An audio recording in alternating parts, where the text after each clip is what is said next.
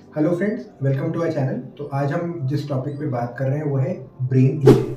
इस इंजरी का मतलब ब्रेन में चोट लगना नहीं है। हम ये बात कर रहे हैं कि ब्रेन किस किस तरीके से अफेक्ट हो सकता है। तो जब भी कोई डिजीज प्रोसेस, चाहे वो हेड इंजरी हो, चाहे वो ब्रेन ट्यूमर हो, या चाहे वो स्ट्रोक हो, या फिर कोई और दिक्कत हो, इससे ब्रेन इमीडिएटली जब अफेक्ट होता है उसको हम बोलते हैं primary brain injury. Primary brain injury एक इनिशियल इंसल्ट है जिससे सबसे पहले ब्रेन का फंक्शन अफेक्टेड होता है। इस प्राइमरी ब्रेन इंजरी के ऊपर अगर पेशेंट का इलाज किया जा रहा है, इस इलाज के दौरान बहुत सारे फैक्टर्स हैं जो उस ब्रेन इंजरी को अफेक्ट कर सकते हैं। ये सारे फैक्टर्स हैं बुखार का आना, इन्फेक्शन का होना, उसके ब्लड रिपोर्ट्स में कुछ गड़बड़ी होना, या और भी अलग चीज़ें, जिसकी वजह से ऑलरेडी प्राइमरी इंजरी वाली ब्रेन को एक और सेटबैक लगता है। इस सेटबैक को हम बोलते हैं सेकेंडरी ब्रेन इंजरी।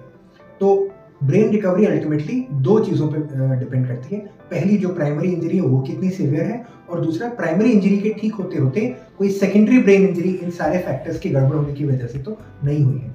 जब तक ब्रेन को सेकेंडरीली इंजर करने वाले फैक्टर्स ठीक नहीं होंगे, ब्रेन की प्राइमरी इंजरी कभी भी ठीक नहीं होगी।